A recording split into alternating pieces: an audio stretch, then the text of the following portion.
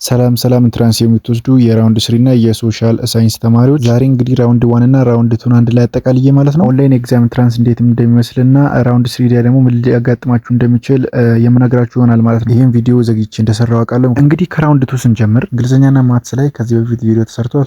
ስለሱ አናወራም ማለት ነው። አፕቲቲዩድ፣ ፊዚክስ፣ ኬሚስትሪ እና ባዮሎጂ እናወራለን ማለት ነው። አፕቲቲዩድ እና ፊዚክስ ስንገባ እንግሊሽ ፓርቱ 35 አካባቢ ነው፣ የቀረው ደግሞ ማትስ ፓርቱ ነው ማለት ነው። እንግሊሽ ፓርቱን ለመስራት ሞክሩ እባካችሁን፣ እንግሊሽ ፓርቱን ለመስራት ሞክሩ። ቢያንስ በቃ ከ20 በላይ ምናምን ማምጣት አለባችሁ ማለት መስራት አለባችሁ እንግሊሽ ፓርቱ ማለት ነው። ማትስ ፓርቱ ደግሞ በጣም ቀላል ነው፣ የምር ይመለሳል። ማትስን የሰራ ወይም ለምሳሌ ማትስ ኖርማል ማትስን የሰራ አፕቲቲዩድ ማትስ ፓርቱን ምንም አያጣም። የምሬ ነው፣ በጣም ቀላል ነው የመጣው። ምንም ቀላል ነው እንደምታስቡት አይደለም፣ ሰው እንደሚለው አይደለም። እሺ እና ደግሞ የአፕቲቲዩድ የሚሉ ደግሞ ኤስኤቲ ኮንተንቶች ምንድነው? አናሎጂ፣ ሲኖኒም፣ አንቶኒም፣ ሎጂክ፣ ሪዝኒንግ፣ ኳሊቴቲቭ ነው ኳንቲቴቲቭ። እና እናንተ ማለት ነው አፕቲቲዩድን በስርዓት ውጤት ለማምጣት ጥሩ ውጤት ለማምጣት ማለት ነው የሚያስፈልጋችሁ ነገር ኮንሰንትሬት ማድረግ ነው። በዚህ ጊዜ ሎጂኪንግ ወይም ደግሞ ሪዝኒንግ ወይም ደግሞ ኤጅ ላይ ሄዱ ጥያቄዎች ፎርሙላዎችን መሸምደድ ምናምን ነገር አንድ ቀን ምናምን ስቀላችሁ እንደዚህ ማድረግ ሳይሆን ራሳችሁን ምን ማድረግ ነው እረፍት ማስጠትና አብራችሁ ማረጋገጥ ብቻ ነው ማለት። ለምን መሰላችሁ? እስካሁን ብዙ አጥንታችሁ ስለሆነ ካጠናችሁት ነው የሚመጣው፣ ከሌላ ነገር አይመጣም። እዛው ያኛውን ደግሞ ለመስራት ተረድቶ ለመስራት ደግሞ አእምሯችሁ በቂ ረፍት ማግኘት አለበት። ከጭንቅ ምናምን ከላይ ካለ ልጆች ያማርራሉ ምናምን ነገር እዛ ወደቅን ምናምን ይላሉ። ጓደኞቻችሁ ምናምን መጨነቃችሁ አይቀርም። እንግዲህ ጓደኞቻችሁ ከናንተ በታች ይሁኑ ከናንተ በላይ ይሁኑ የሆነ ኮሚኒኬት ማድረጋችሁ አይቀርም። እዛኔ ደግሞ አእምሯችሁ የሆነ ነገር ላይ ይያዛል። ስትገቡ ደግሞ ኮንሰንትሬት አታደርጉም ማለት ነው። ስለዚህ ምንድነው የምታደርጉት ማለት ነው? በቂ ረፍት በማግኘት ውሃ በስርዓት የምሬ ነው ብላችሁ እኔ የተረዳሁትን ነው ነግራችሁ። ወደ ፊዚክስ በሚሄድበት ጊዜ እንግዲህ ፊዚክስ ብዙ እንትን አይበዛም፣ ካልኩሌሽን አይበዛም። ካልኩሌሽን ቢበዛውም ያው ነው ምንም ትንሽ ነው እና ኮንሰፕት ነው። እዛ ኮንሰፕቱን መረዳት ነው።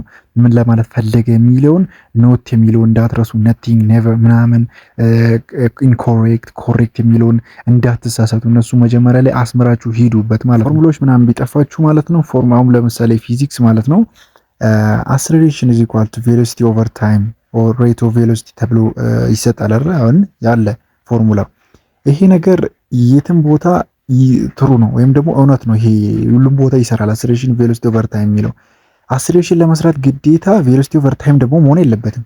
ስለዚህ እንደዚህ አይነት ነገሮችን ራሳችሁን የምትሰሩት እንደዚህ አይነት ነገሮችን ካልኩሌት አድርጋችሁ የምትሰሩት አሁን ለምሳሌ ተፈተንን ከወጣን በኋላ የሆነ ጥያቄዎች ምናምን ከጓደኞቻችሁ ጋር ስትጠያቁ እኩል ነው መልሳችሁ፣ ግን የሰራችሁበት አይነት ልክ አይደለም ወይም ደግሞ አንድ አይደለም። ስለዚህ በአንድ በኩል ብቻ አይደለም የሚሰራው ማለት ነው። ራሳችሁ ዞር ዞር በማለትም እዩ ፎርሙላዎችን። በአንድ ቦታ እምቢ ካላችሁ በቃ ይሄ ነገር አልሰራም ምናምን አትበሉ። ፍላግ አድርጉበትና በኋላ ላይ ተመለሱ፣ ሰዓታችሁን ልትጠቀሙ ማለት ነው እንጂ ዝም ብላችሁ ደግሞ እዛ ላይ አትዋሉ ማለት ነው። በነገራችን ላይ ማትስና እንግሊሽ የተሰራው አለ ማለት ነው የሱ ኮንተንቶች። ስለዚህ መጀመሪያውን ቪዲዮ ገብታችሁ ማየታችሁ እንዳረሱ፣ ሶሻል ሳይንሶች ደግሞ ኮሜንት በማድረግ አለን ማለታችሁ እንዳረሱ ማለት ነው። ቀጣይ ቪዲዮ እናንተ ስለሚመለከት ባለ ነው በስፋት በዚህ ሁለት ራውንድ የተረዳሁትን የኔን ሐሳብ ልንገራችሁ። በዚያውን ደግሞ ማለት ነው ምንድነው ፊዚክስ ኬሚስትሪ እና ባዮሎጂ ላይ የወጣው ጥያቄ በጣም ይመሳሰላል ማለት ፊዚክስ እንዴት ከባዮሎጂ ጋር ይመሳሰላል ምናምን ሳይሆን እንደዛ ልል ፈልጌ ሳይሆን ክብደታችሁ በጣም ይመሳሰል። ክብደት ሳይሆን ወይም ደግሞ ክብደት ወይም ቅለት እያልኩ ሳይሆን የመጣውና እንዴት አጠያየቃችሁ ራሱ አንድ ነው። የምሬ ነው። ማነው ኬሚስትሪ ኤክስፔሪመንት ይበዛል። ይሄ ብሉ ከሆነ የሬዲዮን ምናምን ይበዛል። ባዮሎጂ ደግሞ ቴብል የምሬ ነው። ራውንድ ቱ ገብታችሁ እስቲ ወደ 10 አረ ይበዛል በእናታችሁ። ቴብል ይበዛል። ቴብል ምንድነው? በዚህ ጋር ምን ያደርጋል? በዚህ ጋር የሆነ ይደረድርና በሁለተኛውም ቴብል ይደረድርና ከነዚህ ውስጥ የትኛው መስመር ላይ ነው ሁለቱም ትክክለኛው ዲፊኒሽናቸው የተሰጠው የሚለውን አለ። ወደ ብዙ ነው ብቻ በቃ።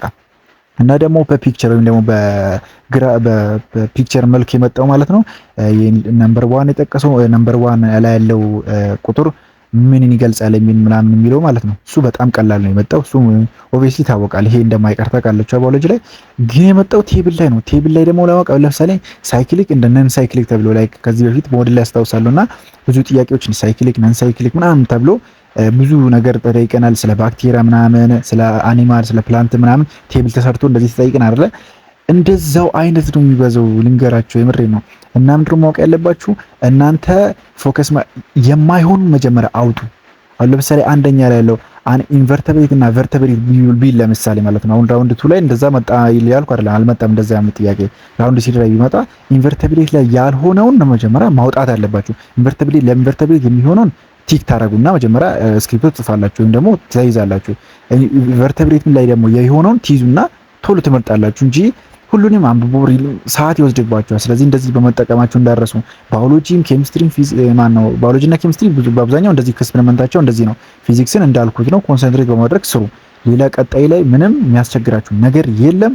አስተያየት ማስጣታችሁ እንዳረሱ። ኮሜንት ላይ ራውንድ 2 ላይ የተፈተናችሁትንም ሀሳብ ስጡ፣ ልጆች ይማሩበት። ራውንድ 3 እና ሶሻል ሳይንስ ሆናችሁ ደግሞ አለን በማለት ጀምሩ ማለት ነው። መልካም ፈተና እላችኋለሁ። ፒስ አውት። ቀጣይ ቪዲዮ ላይ እንገናኛለን፣ አልጠፋም ማለት ነው። ይመቻችሁ። መልካም እድል